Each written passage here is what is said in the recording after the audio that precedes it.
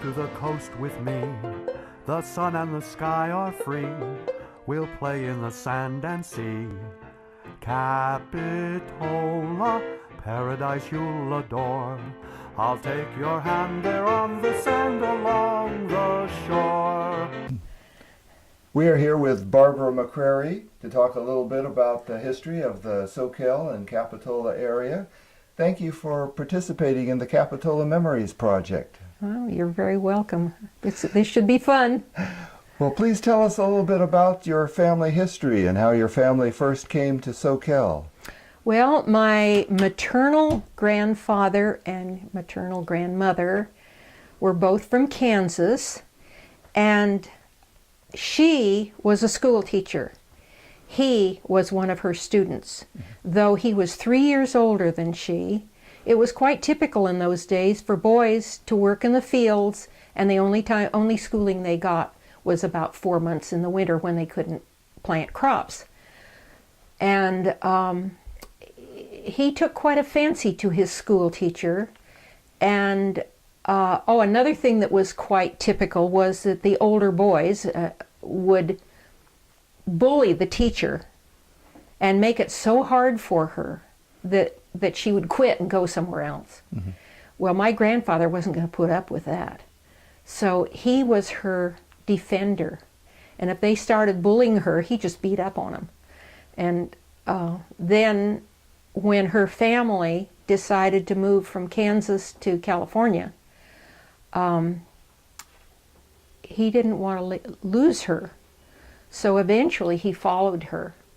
Her father had been in the Civil War, a young man, and he had been wounded, and his wounds were not thriving under Kansas winters. They were looking for better weather. Mm-hmm. So they came to California and settled in Boulder Creek.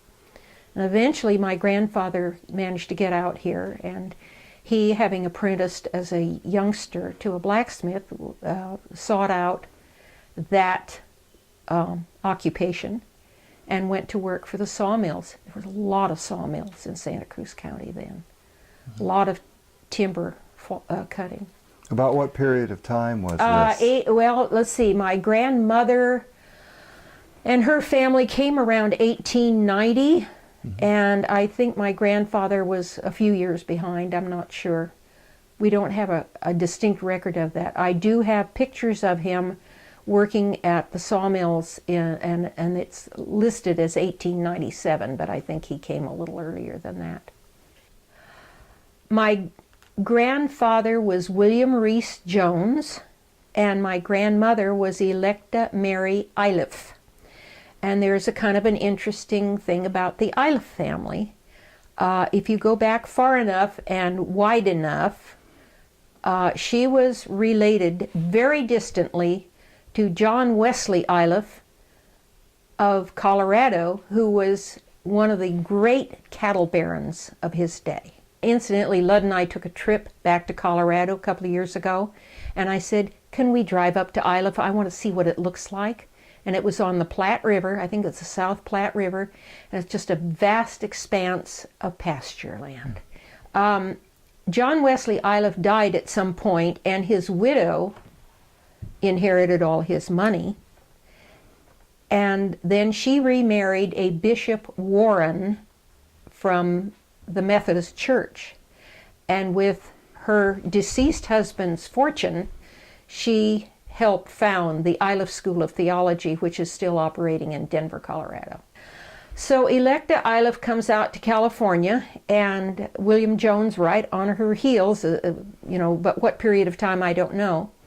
And he is employed by a couple of different sawmills for sure. One was Ryder's, and one was Grover. And my mother used to tell me stories of how he would shoe the oxen, and they had a sling under the ox, and they'd crank up the sling, raise the ox up off the ground, because they don't stand on 3 feet like a horse where you can shoe 1 foot at a time. Yeah. So they had to lift him up off the ground and then put shoes on him and then put him back down again. But they married in 1899. They got married in Boulder Creek at her parents' home, and their honeymoon consisted of a horse and buggy ride from Boulder Creek to Soquel. She saved her money and he saved his money, and they bought a parcel of land from Grover. It was cut over timber property, and he planted apples. And they had an apple orchard to support them. He also built the house that he brought his bride to, the house my mother was born in. I asked my mother one time, why were they engaged 7 years before they got married? She says, in those days you did not get married unless you had a home to establish your bride in. And it took him all that time to earn the money, build the house, and then he could marry her and move her in. The house is still there. The last time I drove up Glen Haven, his house is still there. I don't know who owns it, but I'd give anything to go back there and knock on the door and say, hey, my grandfather built this house. Tell me a little bit about the other side of the family. My father was born in Russia in 1899, and his father was the manager of a 50,000-acre agricultural estate that was owned by a man, an absentee owner. And my father told me stories of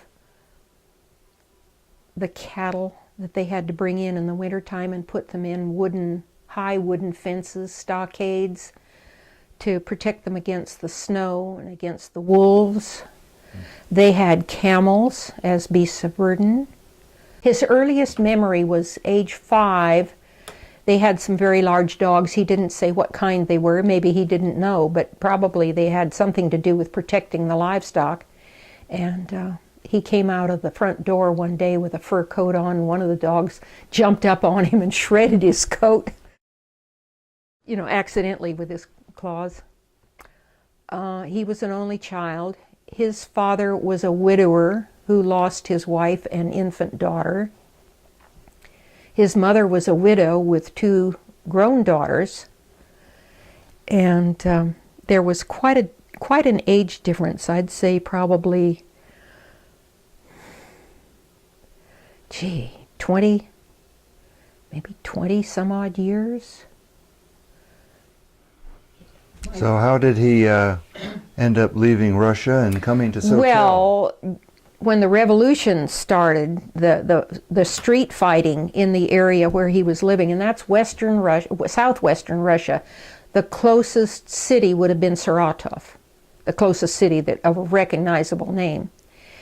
And the revolution started in the western portion, and he was 17 or 18, and he was just ripe for recruiting into the army. And he was a very peaceable man, always, all his life. He was never argumentative, never fought with anybody or anything. He was a born diplomat, and he didn't want to become cannon fodder. His father died when he was 12,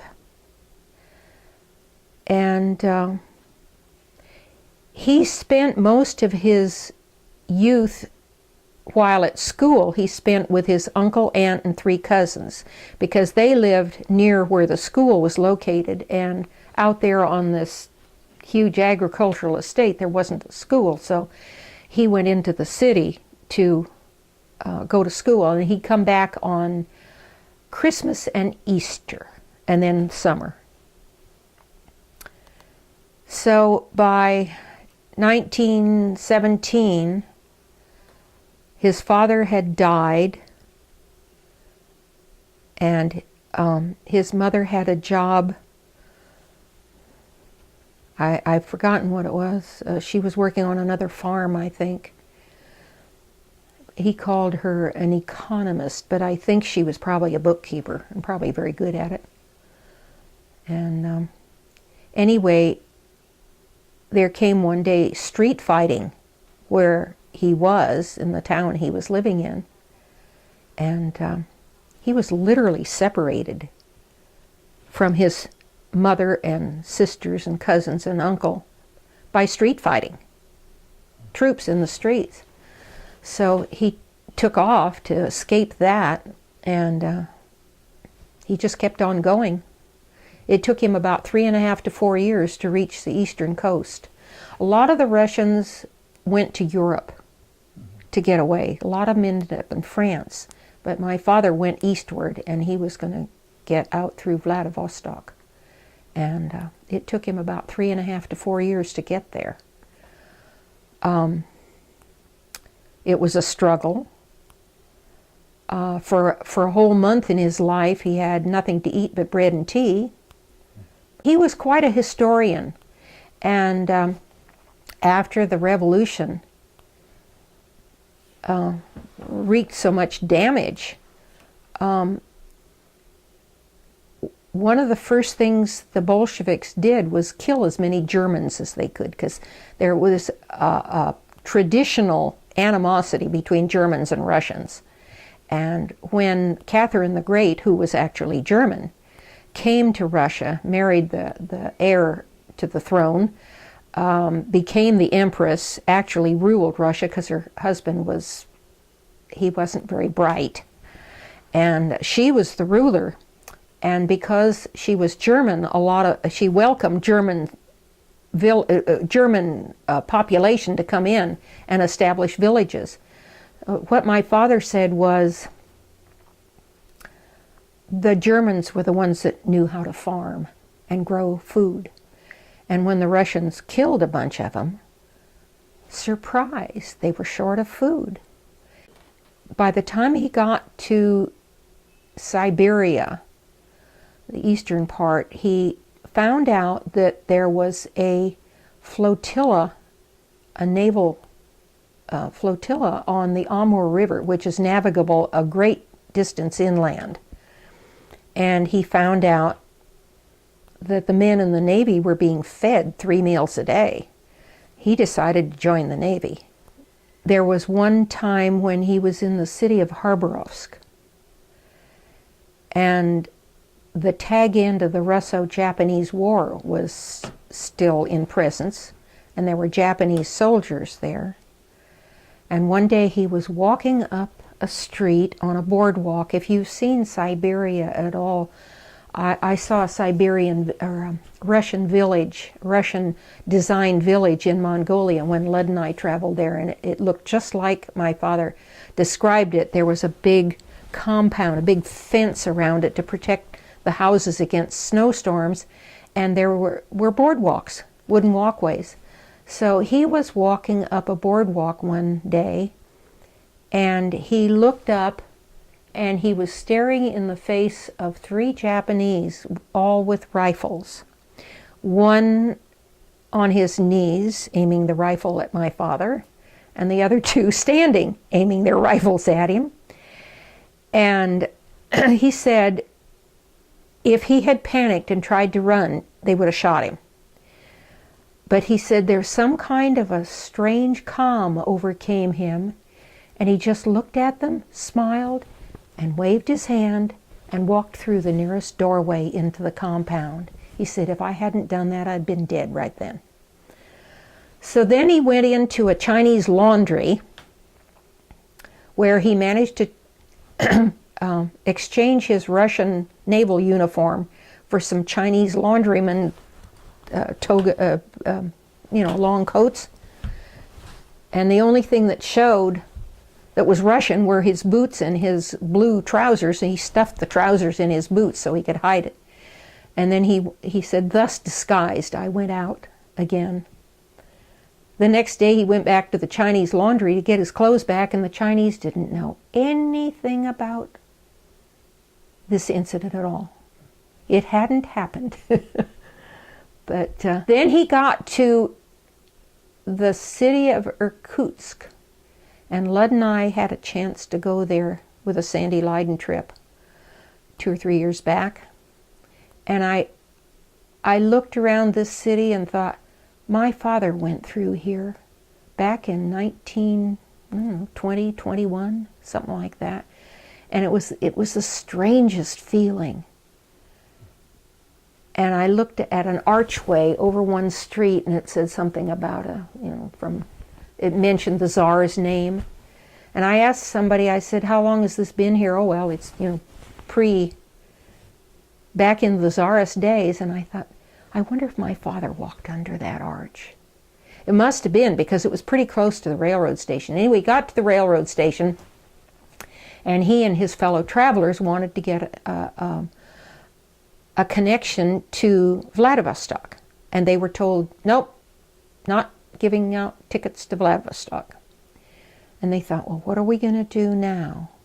And somebody walked up behind him and said, in his ear, he says, ask for a ticket to Harbin. There's no restrictions there. So they asked for tickets to Harbin, and they got them. Now, Harbin is in China, physically in China, but the Russians had, and may still have, a contract with China for the railroad to go through. And so they got tickets to Harbin, and then from Harbin to Vladivostok, no problem. He got to Vladivostok, and finally, after this 3.5 to 4 year period of time, he was able to reach, I'm trying to think whether the revolution was over or what, but he was finally able to telegraph back to his mother in Western Russia to find out about her. And there were a couple of very pertinent things. One is, she said, Tsar starvation ascends the throne. And she and her 2 daughters literally died of starvation. And then the other was, I was so happy. This was New Year's Eve, 1921. She said, I was so happy to know that you're still alive and safe. And she died before he left. I guess he got word somehow that she had died. And there was nothing to keep him there. The whole politics of Russia had changed so much he wouldn't have recognized if he'd gone back there. It was changing before he even left. He came across the Pacific on a Japanese ship, the Persia Maru, along with some other Russians. And it took them about 3 weeks to get across the Pacific, and they landed in San Francisco, were quarantined at Angel Island. And when they were released from the quarantine, he thought, well, I don't have any money, I've got to find a job. He was aware that in Berkeley, the director of the YMCA could speak Russian. So he went over to Berkeley, talked to the director, and said, I need a job. The first job he was given was up at McLeod, at the McLeod River Sawmill, and he worked there. He took a train up there, and he worked there for a while, then spoke to his supervisor and said, will there be work in the wintertime? And the supervisor laughed at him and said, oh, no. He said, we're all snowed out in wintertime. So he said, well, I've got to find a job. So he came back down and ended up in Stockton. And after a couple of not very satisfactory jobs, he got a good one at a dairy. And the owner of the dairy was a widow with a son about his age, and she needed help. And he was good because he was a very precise, particular, neat, organized kind of a person all of his life. And he kept everything so squeaky clean that the health inspector was fascinated, just totally enthralled with the fact that the bacteria count was so low. It had gone way down. So the lady wanted him to take over the management of the dairy, but he felt that he really wanted to go out on his own.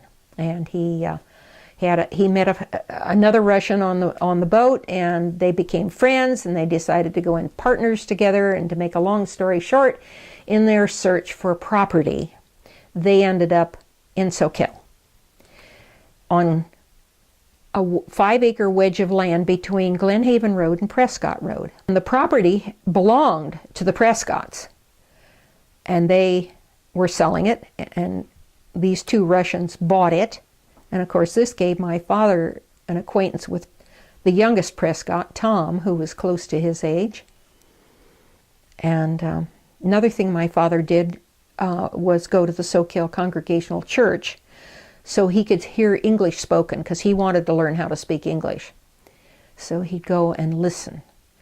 And one day he asked Tom Prescott, and he had a part-time job with the Prescotts too. He'd go out and cut brush, and I don't know what all else he did. And he asked Tom, he says, "Do you know anybody that could help me learn English?" And Tom said, "Well, there's Ethel Jones. She's a school teacher, a very American woman, a rather shy one, country raised." And Ethel, of course, was the daughter of William and Electa Jones, and she was indeed a school teacher. She was a public school music teacher. She had taught in Hanford until she caught malaria, and then had to come home and recover. And during her recovery period, she met my father. Here's this young man from Russia and his Russian partner, and they have this property that they bought from the Prescotts up there on Glen Haven. And they were married in 1928. And my father, the two Russians established a poultry business, because in the 1920s, 30s, and 40s, Santa Cruz was second only to Petaluma in poultry production. And so they had a poultry farm, and then when he and my mother married, they bought a 6-acre piece on the corner of Hilltop and Old San Jose Road. And there was nothing on it but a two-room shack covered with tar paper. And he built a poultry farm out of that. He built probably the biggest poultry farm of egg-producing chickens in Santa Cruz County. That's where I was born. I realized that you didn't mention yet your father's name. Russian or English? Well, give us both. Okay, in Russian it's Ivan Trofimovich Harlamov. Ivan is Russian for John. Trofimovich is his patronymic. That means he's the son of. His father was Trofim. Harlamov, just a different accent there. To make it anglicized, they just called it Harlamov. Well, tell me a little bit about growing up in Soquel and what you did and going to school. There were just two of us, both born in the Depression, which my mother always said she would like to have had another child, but they couldn't afford it, so they stopped with two. My brother was 3.5 years older than I am, totally different. I was a person of the earth. I liked growing things, and I liked animals and liked farming, and my brother was the intellectual of the family. He ended up in his adulthood being a physics, math, and electronics teacher at Soquel High School. So you can see how totally different we were. He was a very, very much respected and admired teacher at Soquel High School. He was teaching there when I went there. Yeah. I didn't have him as a teacher, Yeah. but I remember a lot of the students really thought a lot of him. Oh, yeah. His name was Eugene William after his maternal grandfather. But if it was a Russian name, it would have been Yevgeny Ivanovich Harlamov. Anyway, we didn't do things together much when we were young, because I was interested in animals, and he was always inventing something, I think. He had a dog, a black Springer Spaniel, that I took for walks, and I walked all over the hills up above our house. In those days, Hilltop Road was a few houses and an awful lot of open pasture land, and I used to walk the dog. Somehow, and I can't explain this, but I know it's a phenomenon, people are born loving horses, especially girls. There's a connection somehow between girls and horses, and I can't explain it, but I pined for a horse from the time I even knew what a horse was. And we couldn't afford a horse. We were in a depression. then we were in a world war. We couldn't afford a horse. But my father knew how badly I needed a horse. And my mother had had a horse when she was a girl growing up in Glen Haven. She understood. My father used to say to my mother, you know, if we got her a horse and after about 2 months she'd probably be tired of it. My mother knew better. And so in 1946, in the fall of 46, the war's over and things are recovering a bit. They announced to me that they could now afford a horse. And in Soquel, there was a man who was a caretaker for a woman that lived on Wharf Road, and he had 2 horses. He had a black gelding and a bay mare. And we used to see him all the time. He'd ride into town with his saddlebags, go to Everdale's grocery store, make his purchases, put them in the saddlebags, and ride back again. And this is when Highway 1 went right through downtown Soquel. Of course, it wasn't heavily traveled like it is now, but... And so, not knowing any other horses around, my father approached this man and asked him if he would sell one of his horses, and he says, sure. So then I had a choice between a black gelding and a bay mare, and I'm thinking, if I get a mare, then I can raise horses. It was a good choice because Dolly was a Morgan. No registration, no traceable ancestry, but she just said Morgan, just from the looks of her. And now that I get a better idea of their behavior, I realize she was practically bomb-proof. I rode her everywhere, traffic, everywhere. I used to ride up into Glen Haven, too, in my mother's old haunts. During the war, gasoline shortage, we each of us 4 had a bicycle. My poor mother learned to ride a bicycle for the first time in her life at about age 40 or 41. And so then we were free of gasoline, and my mother would pack up a picnic lunch, load it on the bicycles, and we would ride from Hilltop Road, downtown Soquel, up North Main, up Prescott Road, and there was a certain spot that my mother would lay out a blanket, and we'd sit there and we'd have a picnic, and my father would take a nap, and my brother would go fishing, and my mother would take me off and show me all the haunts of her childhood. I just loved that. We used to go up the old San Jose Road to the Sheppa's place, O.R. Sheppa and his wife.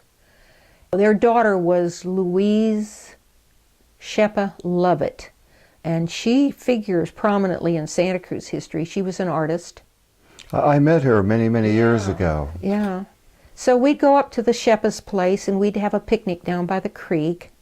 I have a photograph there of one of our events. My brother would go fishing.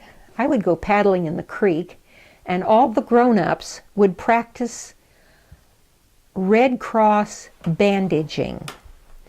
They were all members of the Red Cross, so that if anything happened and anybody was wounded during this war, they would know how to take care of it. And there's a picture in that group of Harold Nelson. He was one of my parents' dear friends, all trussed up with splints and bandages. Oh, those were fun. I remember those picnics with great fondness. In the spring of 46, my father his health was giving him trouble.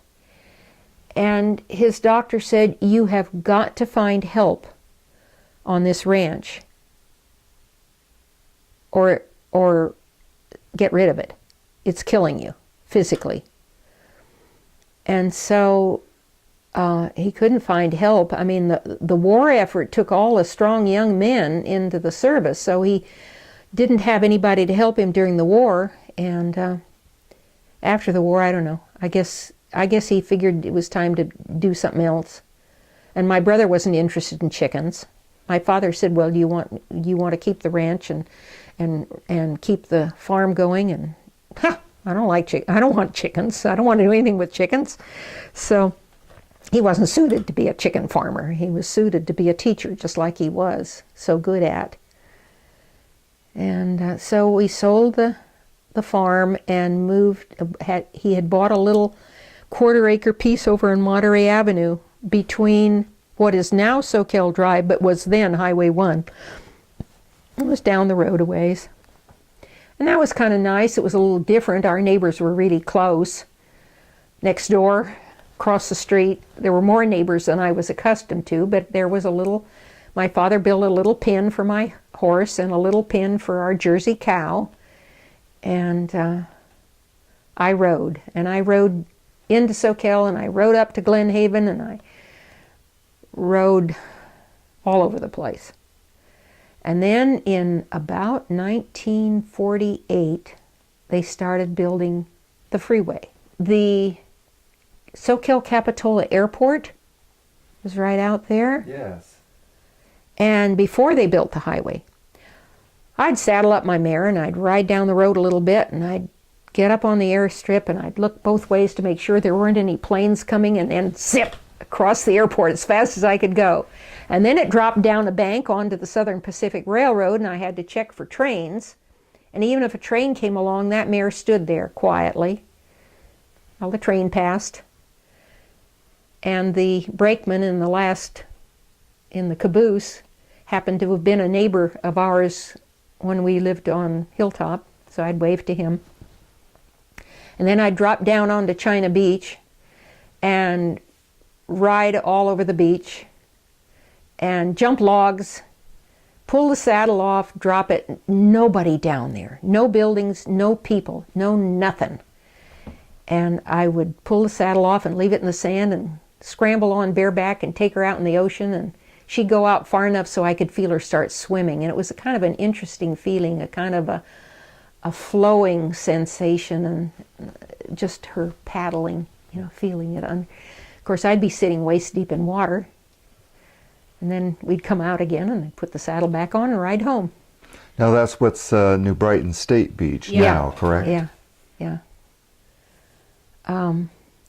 Sandy Lydon and those of us who remembered it when have a kind of a thing going about the difference between New Brighton and China Beach, but it was called China Beach, and that's where the Chinese fishermen used to build their little homes and little shacks. But somebody got the harebrained idea of calling it New Brighton. And I've been to Brighton, England, and it's nothing like nothing like that. Do you remember some of the rest of Capitola at that time, the Esplanade or the theater? Theater was much later. Mm-hmm. Yeah, I remember we went to the first movie they ever played in the theater. I'm not sure I can remember the name of it, but I remember when it first opened and we went down there. We used to frequent that quite a bit when we went to movies, took the kids to movies. How much did movies cost in those days? Oh, I haven't a clue. 50 cents, maybe? I don't know. I can't remember. Lud paid for it. I didn't. I don't remember. How about the Begonia Festival? Was that start when you were still in the area, or was it that may later? have, but I never went to one that I know of. It started in the early 50s, early to mid 50s. If it's early to mid 50s, I was already married and up here, so I don't remember it. I started out my education at the age of 5 at mountain school, the old mountain school. Our neighbor and my mother's good friend was Lulu Oni, and she was one of the 2 teachers. And my mother said, "This child is driving me nuts. She wants to go to school so bad. Can you take her along and get her out of my hair for the day?" Well, I went with Mrs. Oni, and I just kept on going. And then at one time, a school superintendent came and looked at the records and said, "What's this child doing here? She's only 5. She's not in school. She's not legally in school. Cross her off, But nobody ever did. And I just kept on going. And I think I did both first and second grade in one year, because there wasn't anything else. So I went for 2 years there, and then I switched over to Soquel Elementary in the 3rd grade. I had the wonderful Miss Woolsey, very artistic, tall, elegant, beautifully made up, beautifully clothed, made her own clothes. She was she was special. And then there was Marion Kevel and Kate Leonard. Kate Leonard was the principal and my 5th grade teacher. I remember being in the 3rd grade, and I remember all of the Japanese students being sent away. I knew a little boy named Tommy Kishimoto, and they sent him down to Poston in Arizona. Never seen or heard of again. My brother knew the Massamoris. I think the Massamoris came back. 5th grade, I remember coming in on the first day of the 5th grade and Miss Leonard announcing that one of our classmates was no longer with us. His name was Jerry Foster, and he had drowned that summer somewhere, I don't know where. And many, many, many years later, after I was married, I went into Vapor Cleaners and found out that his mother was working there. That was a kind of a painful recollection, certainly for her. But he was a nice boy. Just one of those really sweet types, not the usual rambunctious sort. In the 6th grade, there was a cute kid that sat behind me, and he used to pull my ponytails and annoy me. His name was Tim Powell. When I graduated from high school and married Ludd, I came up here to Swanton, and of course the family business, Big Creek Lumber Company. Tim Powell was a truck driver for us. And in high school, there was a boy named Bob Mitchell, and in our senior year, I remember thinking, where's Bob Mitchell this year? Because I knew everybody. I knew every single one of my classmates. I wasn't necessarily close friends, but I knew them, I recognized them, I recognized their names and all that. And after I got married and came up here, I found out Bob Mitchell was a cat skinner for us. He stayed with us for decades. He was a good man, probably one of the best cat skinners you ever ran into.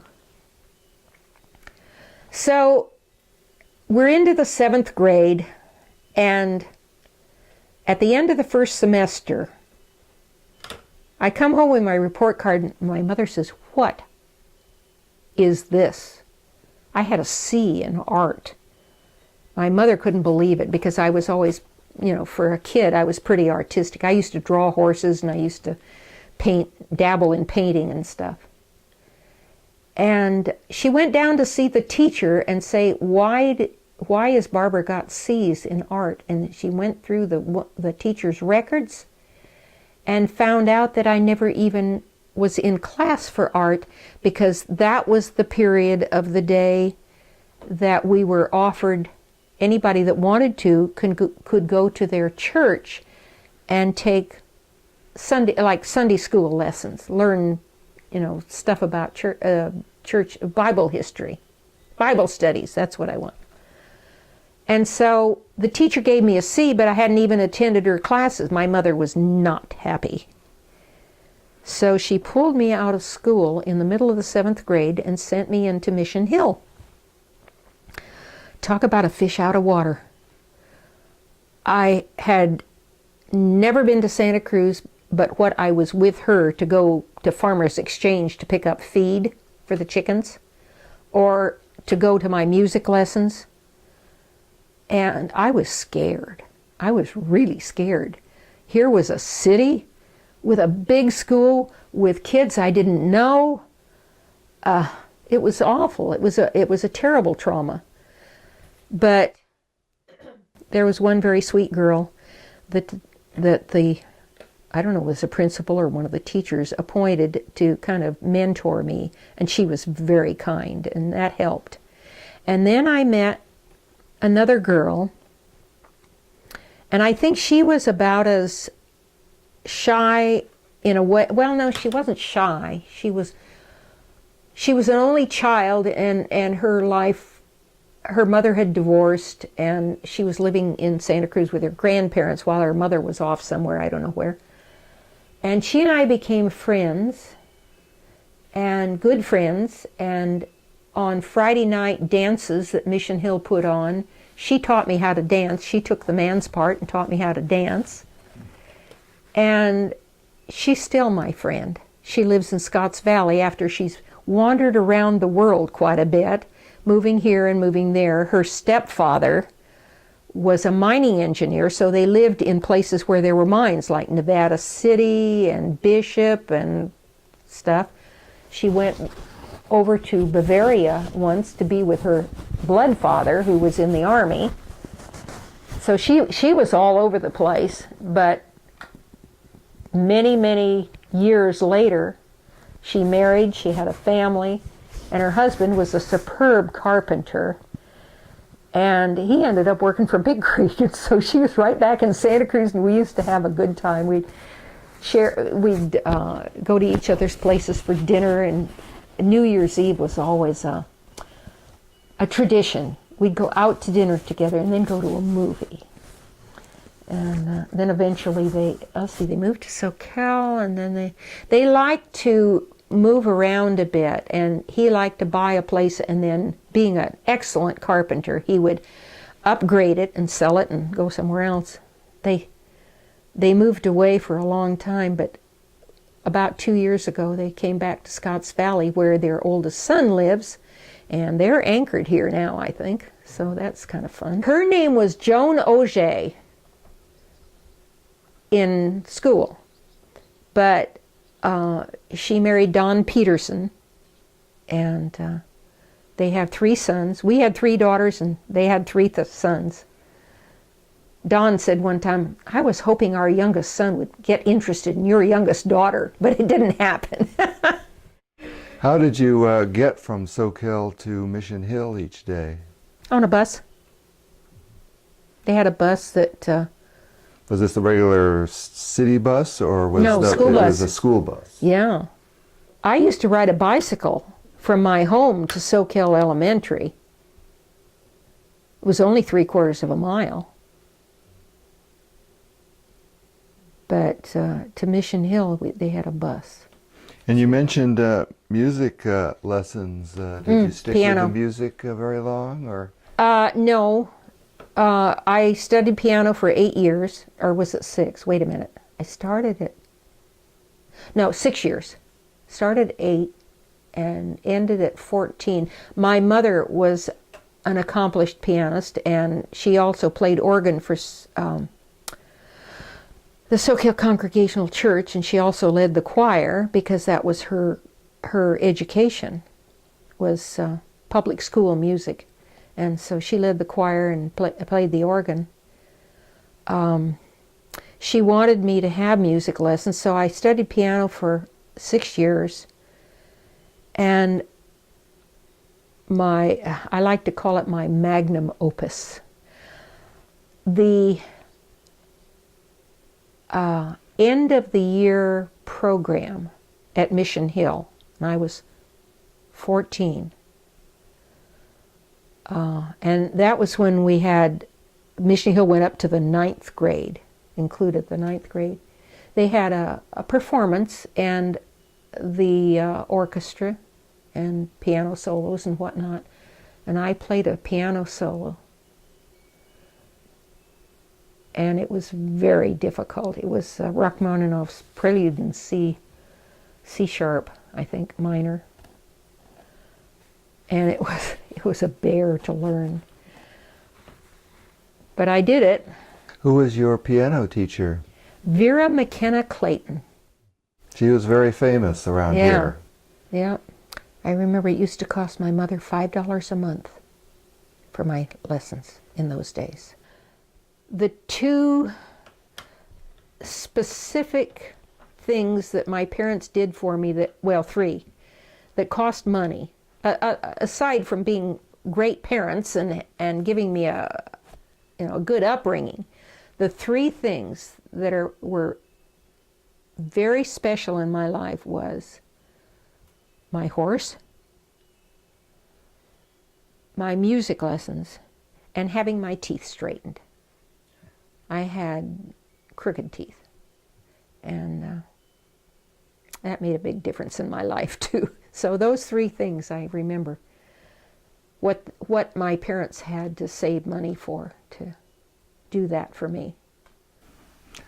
Tell me a little bit about Sarah Prescott. Well, Sarah was one of the Prescott family that had Prescott's Inn. I'm not sure in what order they were. There was George and Sarah and Dorothy and Tom, and I don't remember who all else, but anyway, when my mother was going to Santa Cruz High School from way up in Glen Haven, and she was pretty well up there, she drove a horse and buggy. And Sarah went with her. And so they drove into high school together. The high school had a little stable where you could park your horse for the day. And my mother would drive the horse, and Sarah would read out of the latest juicy romantic novel, quote, unquote. I just thought that was a kick. And then there was one time when my grandfather was driving up Glen Haven. I think I know just about where it was. I think it was right there at the junction of Prescott Road and Glen Haven Road. And I don't know whether it was the same horse or a different one, but the horse decided to back up for some reason. And he backed the buggy over the bank down toward the creek. The horse was still on the road. The buggy was hanging over the edge. And my mother said my grandfather just reached up, grabbed hold of a limb, held on until the horse felt the buggy pulling on him, decided to go forward and pull the buggy up. Then my grandfather dropped back into the buggy and off they went. But I think there were times when the horses, they got corrected for ill behavior. My grandfather was 8, and his older brother was 10 in Kansas. And their father would sit under a tree and discuss politics and philosophy with his neighbors, and the two boys, 8 and 10, with a mule, plowed the cornfields. My grandfather rode the mule, and his brother Grant steered the plow. Tell me a little more about the Glen Haven property. My mother was in college, and she came home one day. I think she was about 22. She came home one day and her father said that he had sold the Glen Haven property. Now this is where my mother was born and raised, and she just felt it was an absolutely idyllic place to grow up. She loved it. She was heartbroken when he said he sold it. And the story behind it was some real estate, and I call him a shyster because I don't know who he was, so I'm not condemning an individual, I'm condemning the practice. He came up one day and he says, "Billy Jones, what will you take for this place?" And my grandfather said, "Well, I'm not interested in selling it." "Oh, come on, what would you take for the place? Supposing somebody were to offer you something, what would it take to buy this property from you?" My grandfather stated a sum of money that he felt was so far beyond what anybody would pay for it. And that afternoon, the real estate agent came by with the buyer, with money in hand. My mother was just grief-stricken when she found out. She never got over it. I remember talking to her many decades later, and I said, "Do you ever have a suppressed desire to have your old home back?" She says, "What do you mean suppressed?" And as far as I know, the lower part of the farm is still pretty much intact. At least the last time I saw it, I looked down and I saw the apple trees and I saw the house. The upper part, which was on the other side of Glen Haven Road and it ran up the hilltop, my understanding is that Robert Stevens, who was Julie Packard's former husband, had bought it. And I don't know who owns it now. But I have a picture of my grandfather mowing hay up there and baling hay. I've never seen the whole place. Primarily because it was somebody else's property and I couldn't just walk on there and look at it. And I've never stopped by the house and knocked on the door and told them, well, my mother was born there and my grandfather built this and could I take a look? I just never had the courage to do that. Were you involved in 4-H? Oh, yes. Harold and Charlotte Nelson were the founders of Soquel 4-H, and I could hardly wait to join. The minimum age was 10, but I think I managed to squeak in at 9. And I think I stayed clear through high school. I grew gardens. I had chickens. I had a flock of my own laying hens. I think there were 24 of them. I had a pet chicken amongst the bunch. Her name was Emily. And I'd go in the late afternoon to pour out the feed, and Emily was the first chicken in. She'd run up to me, and then she would squat down and raise her wings, which is a picture of submission in a chicken. And I'd pet her and talk to her, and then I'd pour out the feed. I learned to work at a very early age. I was cleaning chicken houses for my father before I was in 4-H. And at the age of 8, and this is something I'm kind of proud of, at the age of 8, I was the family chicken plucker. My father would select a cull hen that wasn't producing well. He'd lop off her head, dip her in a tub of scalding water because he didn't want me around the hot water. You know, I might get burned. And then he would hand her to me, and I would string her up and pull the feathers, and then underneath the feathers are hairs. And I would take a piece of newspaper rolled up into a little torch, light it off with a match, hold it under the chicken, singe all the hairs off.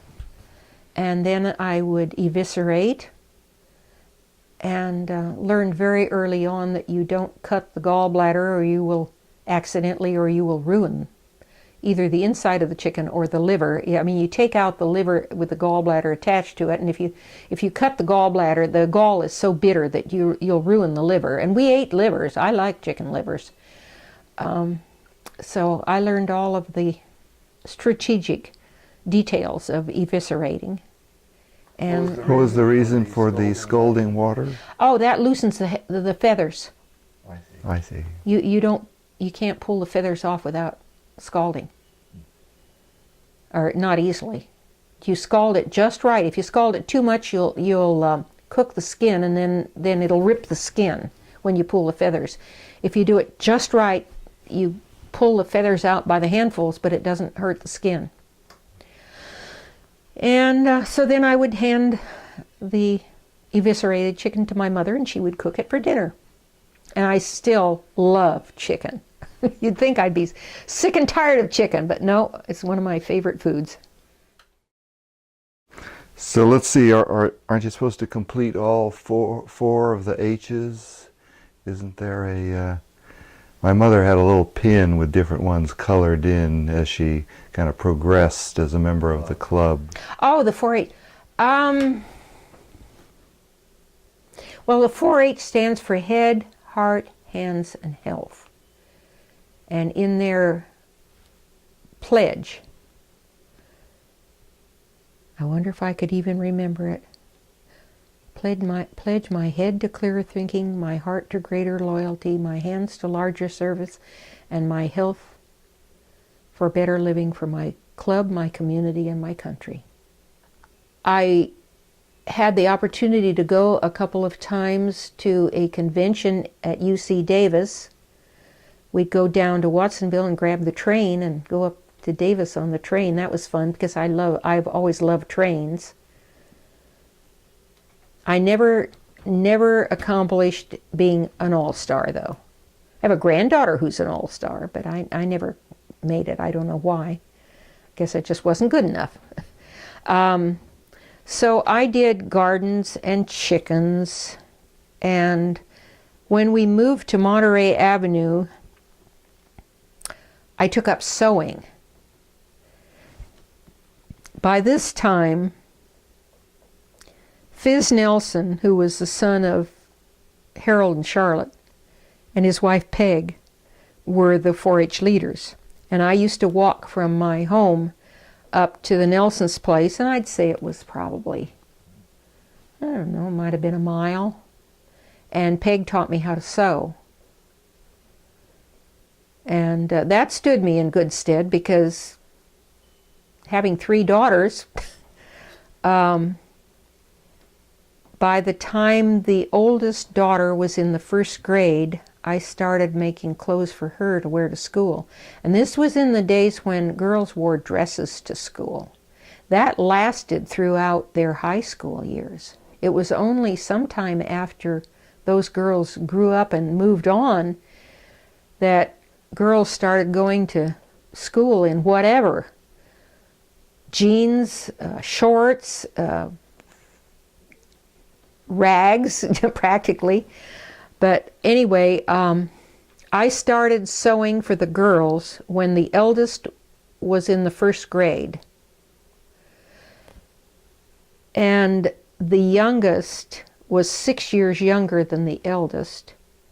And so I sewed compulsively from when the oldest was in the 1st grade until the youngest graduated from high school. And I figured that was about 20 years.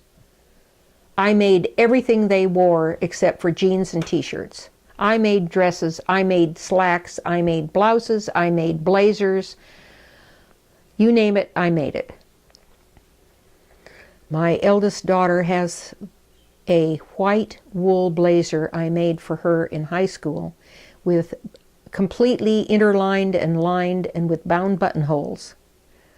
And I said, don't you ever get rid of this, no matter what it looks like. Just don't get rid of it. That's my other magnum opus.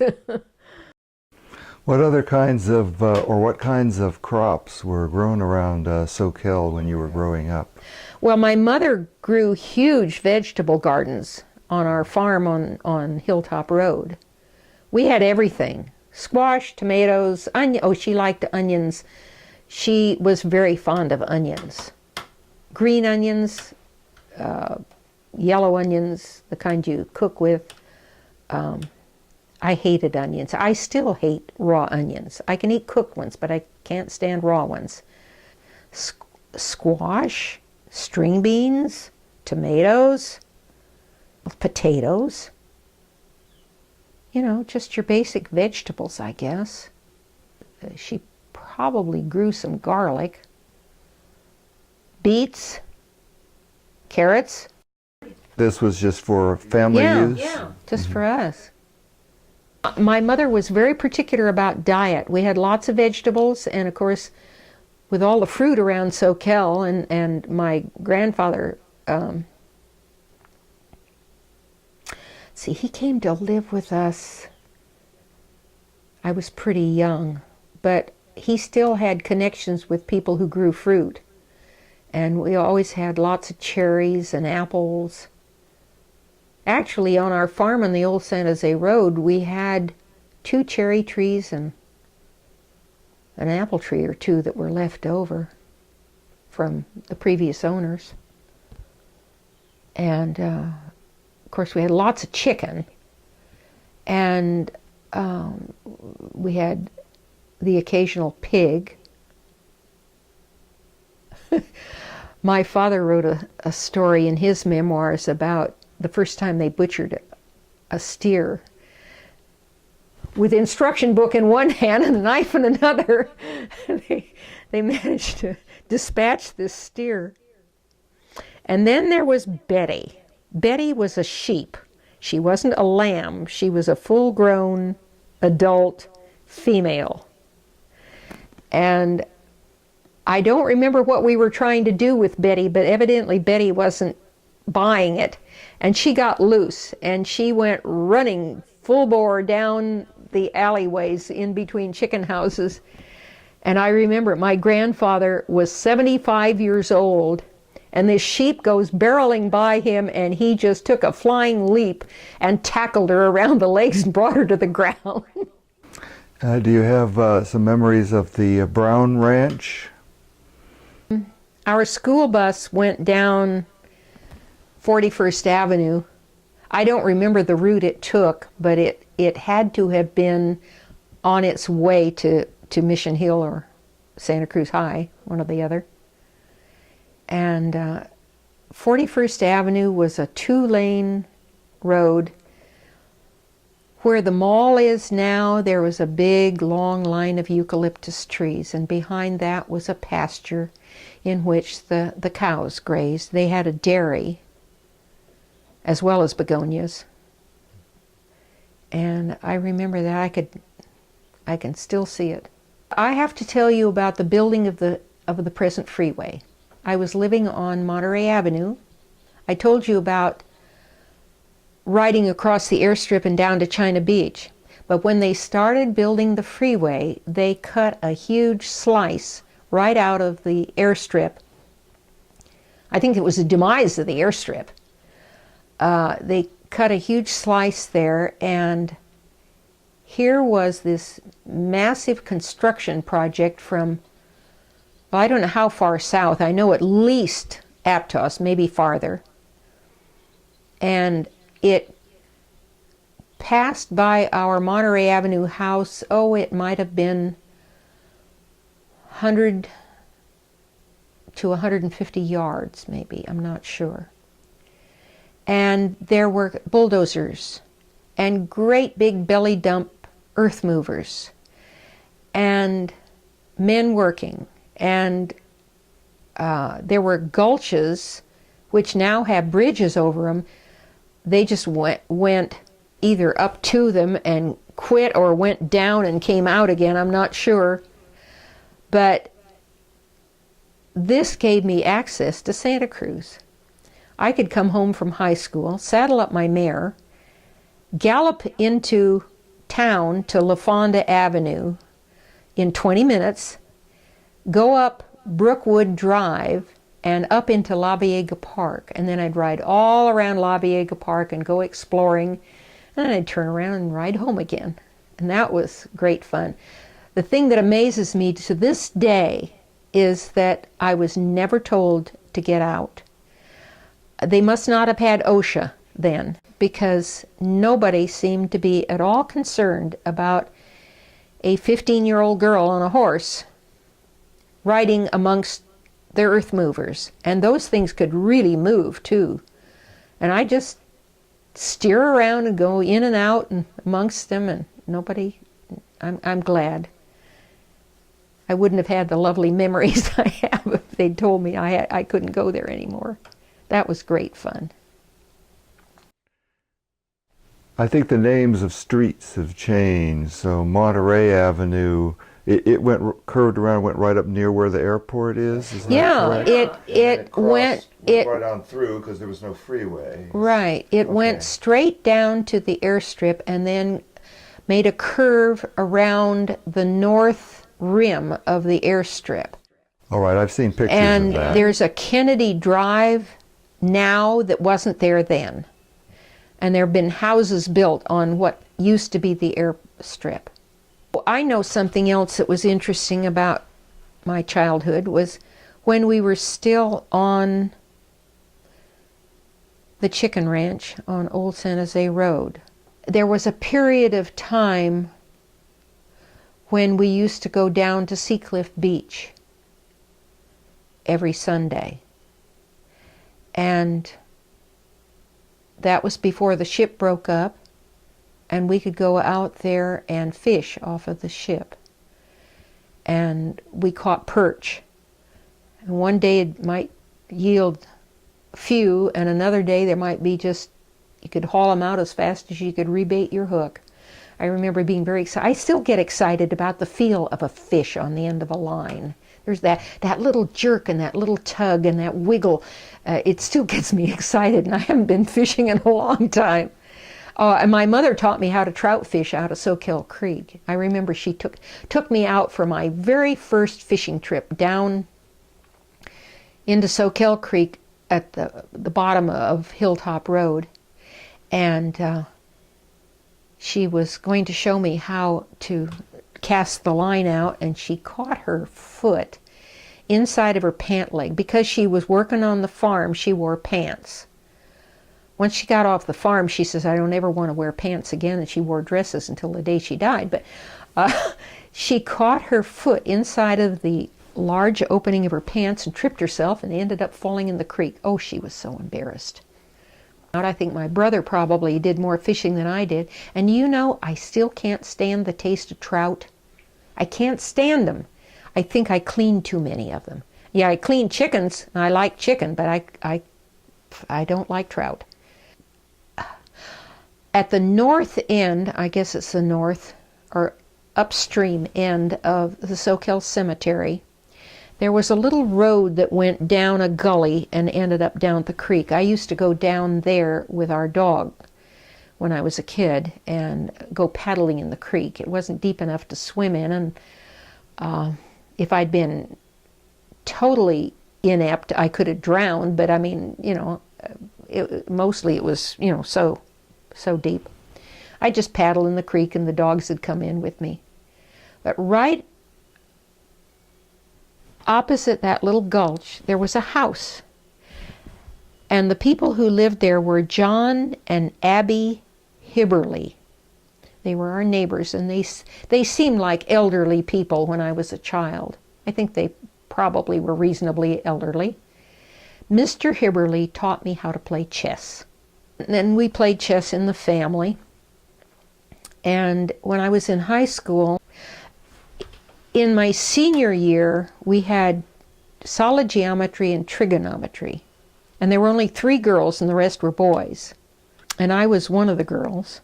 And for lunch, instead of going to the cafeteria, we'd brought our lunches from home.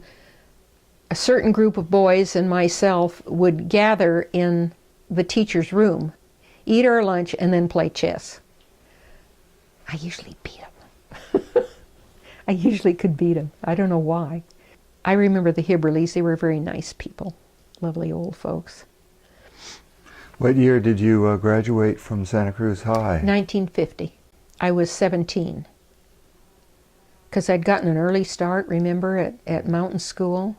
And what did you do after you graduated from high school? Well, I was all signed up to go to UC Berkeley, which is where my brother went before he went into the service for the Korean War. And I couldn't have picked a worse place for me to go to college.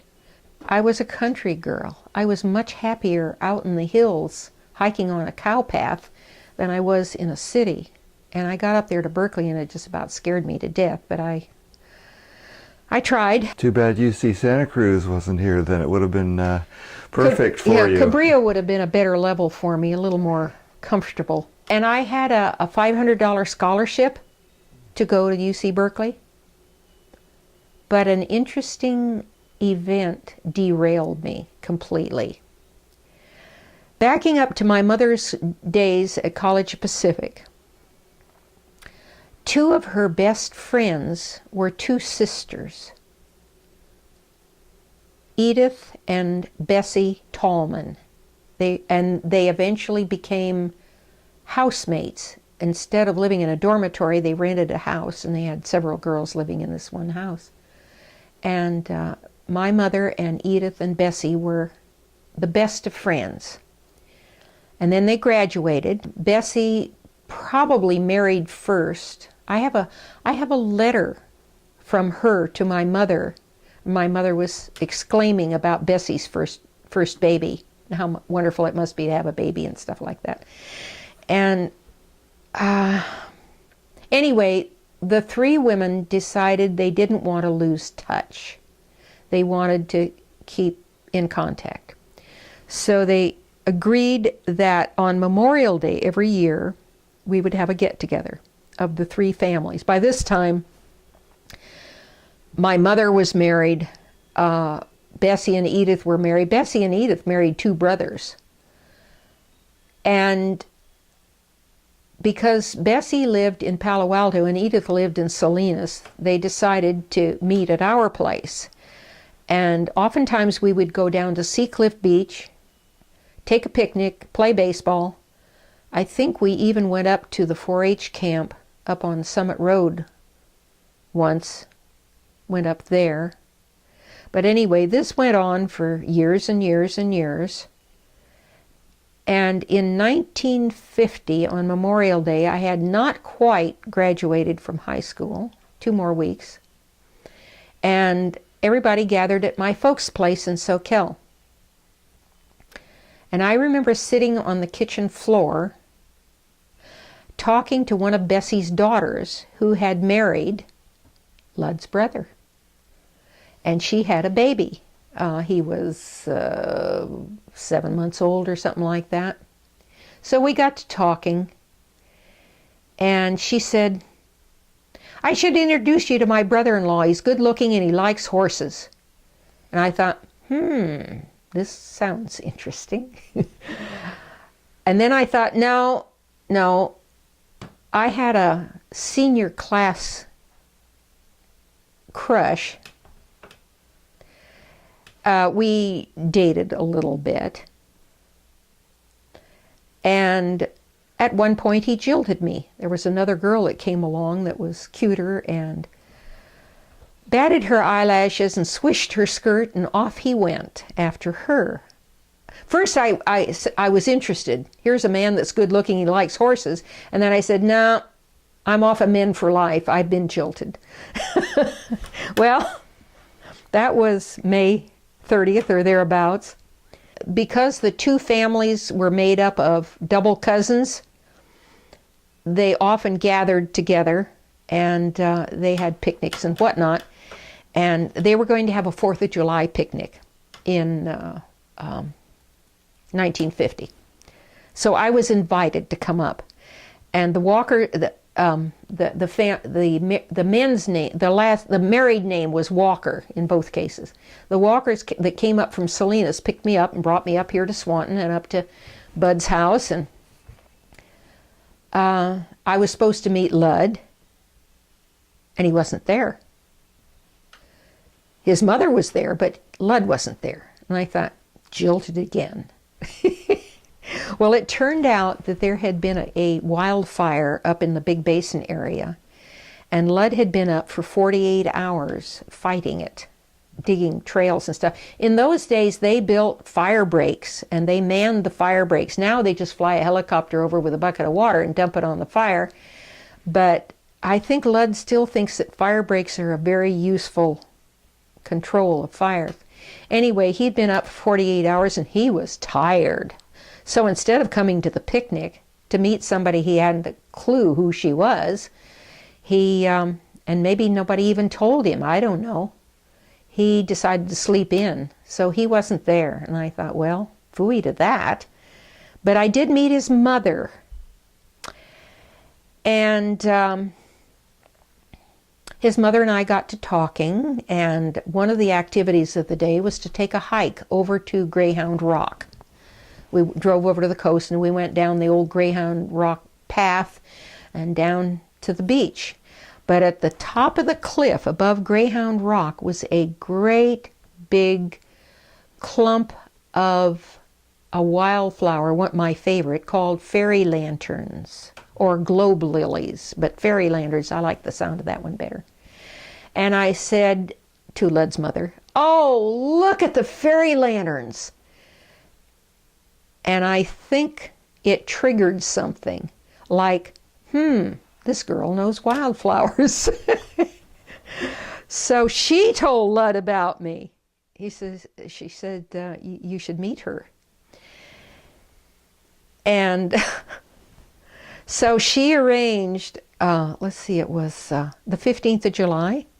She arranged for me to come up and visit for the day. Well, I was 17 and a half, or 17, and I had not yet learned how to drive. They didn't have driver training in those days. My brother tried to teach me to drive on an old, our old Ford that had a clutch, and he forgot to tell me that when you depress the accelerator and let out on the clutch, you do it in equal amounts. And so what did I do? I let the clutch out all of a sudden and killed it.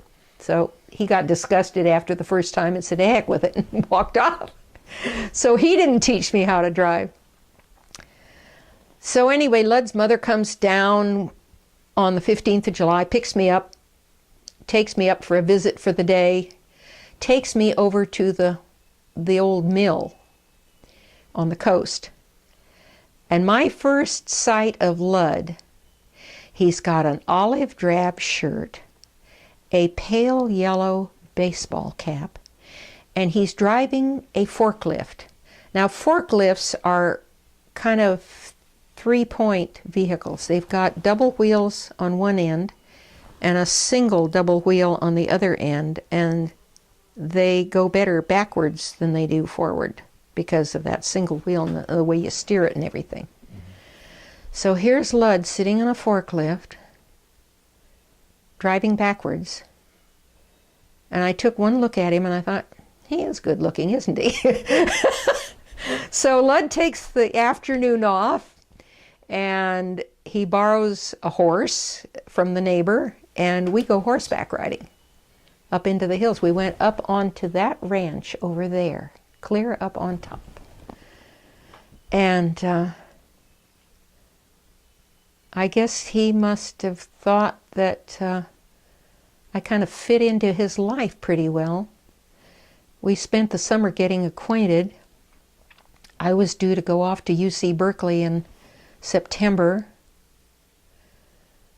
but I didn't really want to very bad. I had much more interesting things on my mind. So I thought, well, I shouldn't just drop it without knowing what it's like, so I'd better try it. So I went to college for 3 weeks. And that was the end of that. I was a fish out of water. I probably didn't give it anywhere near enough time, but the Korean War had already started, and we had a pretty good hunch that Lud was going to get drafted. And I decided I went to the women's counselor and I said, I want to get a indefinite leave of absence. I didn't want to flunk. I just wanted to take, I have it officially. It's in their safe deposit box in the bank. An indefinite leave of absence. And came home, and we were married on the 4th of November, 1950. Well, that's quite a story. Yeah. So I guess technically you could still go back to technically, UC Berkeley. I could go back to UC Berkeley, or I could probably go to UCSC. One time I asked my mother, what did you see in my father that made you realize you could marry him? And she said, we were so comfortable together. And I thought, what is a better way of defining a lifelong connection than being comfortable together? They were a partnership and a team until my mother died. They were married 68 years. And he outlived her by 5 years and missed her every minute of every day.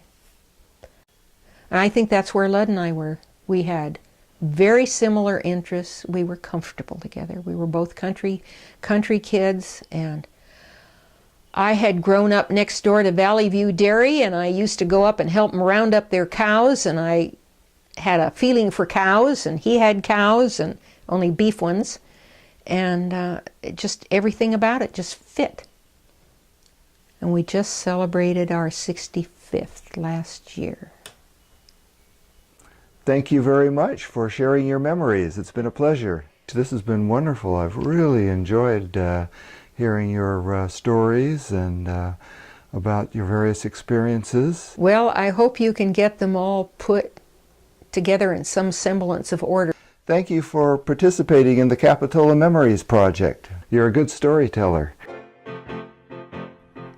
Capitola, come to the coast with me. The sun and the sky are free. We'll play in the sand and sea.